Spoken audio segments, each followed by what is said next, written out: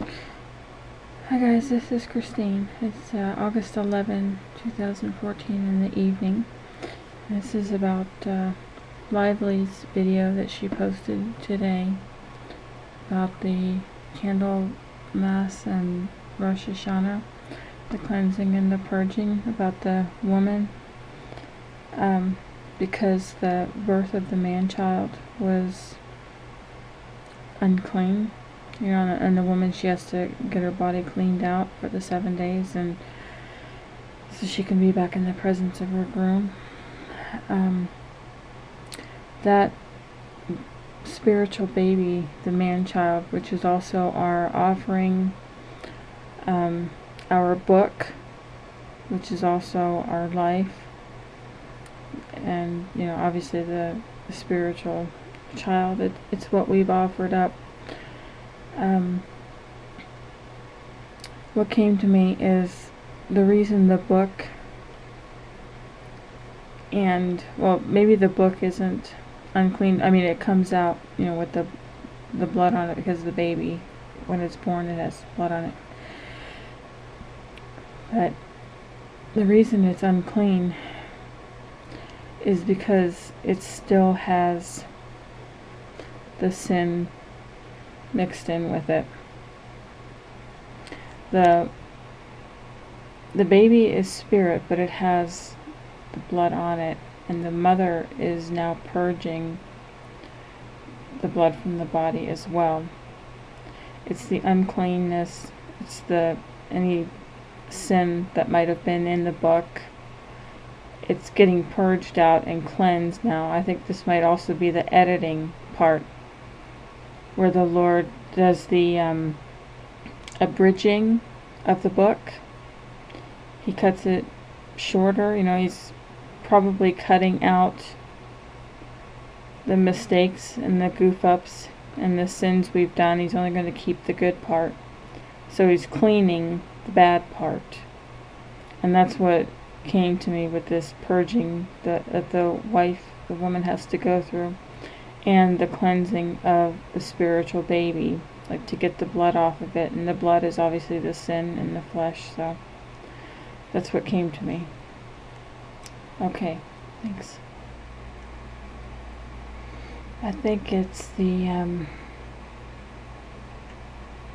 it's like Lively said, it's the cleansing of the spiritual pollution that the Lord is getting rid of with abridging the book, because it's the word that we gave birth to.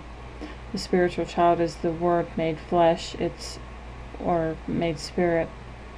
It's our book, our life. And actually, when we were talking about this a few videos back, Anna and Lively, I remember being in the car, and I was talking to the Lord, and I was asking Him about my book, my life. And because I wanted the editors to approve it, as selfish as it sounds, I wanted it, I was praying that my book, my life, would be approved, and that the Lord would buy the book. And He answered me and said, "Of course I'll buy your book."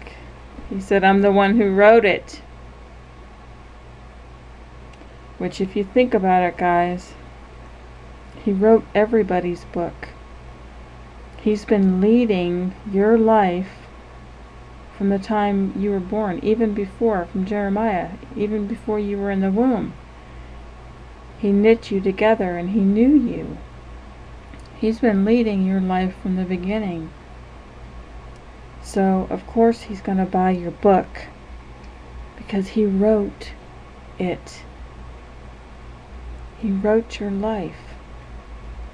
You've been playing it out, and He has been leading you, guiding you, directing you, teaching you, loving you.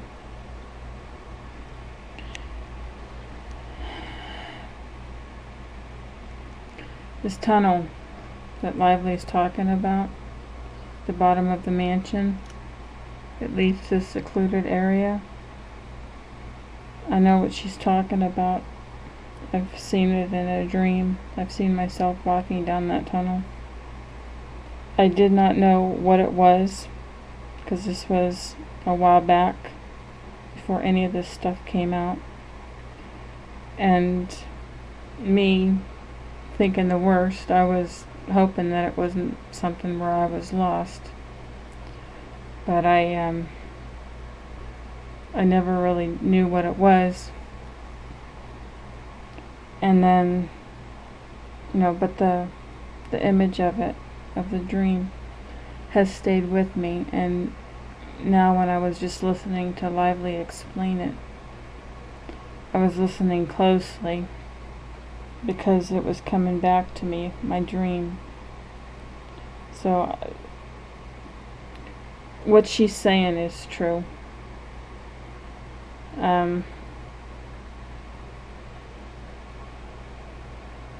Not that I would go against her, because I know she's a mouthpiece for the Lord. But I can attest to what she's saying. Okay. Something else. When Lively was talking about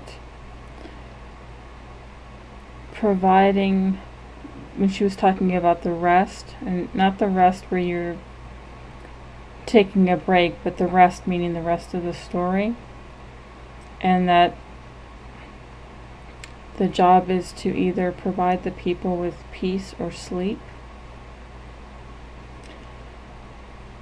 Either you're going to have peace in all of this, and it's not going to rattle you, it's not going to shake you. The Lord can shake your cage all He wants, but you're firmly grounded and rooted in Him. You're going to be like Jesus, sleeping in the boat in the middle of the storm. It's not going to rattle you. So you're either going to have peace or you're going to have sleep, which is the virgins who fell asleep. Actually, all of them fell asleep, but only 5 were ready and the other 5 weren't, but they were all sleeping at night.